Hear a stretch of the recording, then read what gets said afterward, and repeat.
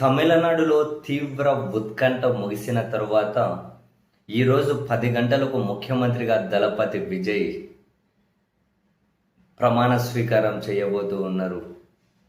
120 మంది సభ్యుల బలంతో ఆయన గవర్నర్ దగ్గరకు వెళ్ళిన తర్వాత గవర్నర్ ఈ మేరకు ముఖ్యమంత్రిగా జోసెఫ్ విజయ్ని ప్రకటించుకుంటూ అధికారికంగా ఒక ప్రకటన జారీ అయింది. అయితే విజయ్ కూటమిలో కాంగ్రెస్ పార్టీ మాత్రమే అధికారికంగా భాగస్వామిగా చేరుతూ ఉన్నారు. మిగిలిన సిపిఐ, సిపిఎం, విసికే పార్టీ, ఐసియుఎల్, ఐయుఎంఎల్ ఈ 4 పార్టీలు కూడా ఒక్కొరికి ఇద్దరు ఉన్నారు. ఈ 8 మంది కూడా బయట నుంచి మద్దతు ఇస్తూ ఉన్నారు.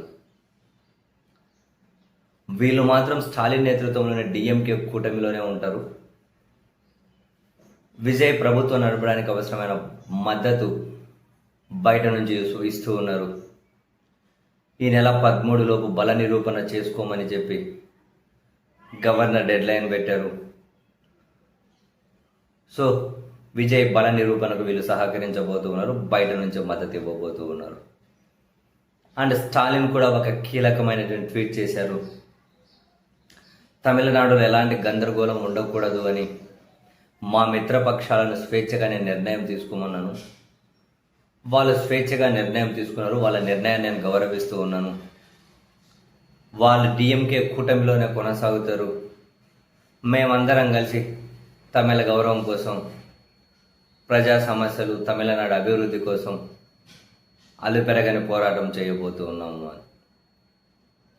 సో ఇప్పటివరకైతే రిమోట్ కంట్రోల్ స్టాలిన్ చేతిలోనే ఉంది. విజయ్ సీఎం సీట్లో కూర్చోబోతున్నారు, బట్ రిమోట్ అయితే ఇప్పటి వరకు స్టాలిన్ చేతిలోనే ఉంది. ఎన్ని రోజులు స్టాలిన్ ఆపరేట్ చేయబోతారు? అండ్ డిఎంకే, అన్నా డిఎంకే ఆ పార్టీలో నుంచి, మరీ ముఖ్యంగా అన్నా డిఎంకేలో నుంచి కనీసం 15 నుంచి 16 మంది ఎమ్మెల్యేలు విజయ్ పార్టీలో చేరబోతున్నారు అనే వార్తలు అయితే వెలువడబోతూ ఉన్నాయి. అదే జరిగితే విజయ్ అప్పుడు స్టాలిన్ చేతిలో ఉన్న రిమోట్తో ఏమీ ఆపరేట్ అవ్వాల్సిన అవసరం లేదు విజయ్ ప్రభుత్వం. లేదు అంటే ఈ చిన్న పార్టీలు బయట నుంచి మద్దతు ఇచ్చినంత వరకు స్టాలిన్ చేతిలో రిమోట్ ఉన్నట్లే. ప్రస్తుతానికైతే విజయ్ ముఖ్యమంత్రి పీఠం మీద ఎలాంటి అడ్డంకులు లేకుండా కూర్చోబోతున్నారు. ఎంతకాలం కొనసాగబోతోంది, తమిళనాడు రాజకీయాలు ఎలాంటి మలుపులు తిరగబోతున్నాయి, నెక్స్ట్ ఏం జరగబోతోంది అన్నదానికి కాలమే సమాధానం చెప్పాలి. బట్ స్టాలిన్ చేతిలో రిమోట్ పెట్టుకొని ఇప్పుడైతే ఆపరేట్ చేస్తూ ఉన్నారు. కాంగ్రెస్ పార్టీకి ఒక మంత్రి పదవి, ఇంకా ఎవరో కూటమిలో భాగస్వామిగా చేరబోవడం లేదు కాబట్టి అన్ని టీబీకే మంత్రులే ఉంటారు. బీసీకే భారీ డిమాండ్లు పెట్టింది, దానికి విజయ్ అంగీకరించలేదు. చివరికి ఇక్కడ రాష్ట్రపతి పాలన, ఇంకా తమిళనాడులో గందరగోళానికి అవకాశం ఇవ్వకూడదని చెప్పి బీసీకి కూడా నిర్ణయం తీసుకున్నట్లుంది.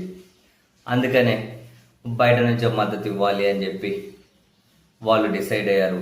అండ్ వాళ్ళు డిసైడ్ అయ్యారు అంటే కూడా స్టాలినే వాళ్ళతో ఈ నిర్ణయం తీసుకునేటట్లయితే చేశారు. బహుశా స్టాలిన్ వ్యూహం ఏంటి? ఓ బ్రహ్మాండమైనటువంటి రాజకీయ ఎక్స్పీరియన్స్ ఉన్నటువంటి స్టాలిన్ ఏం ఆలోచిస్తూ ఉన్నారు?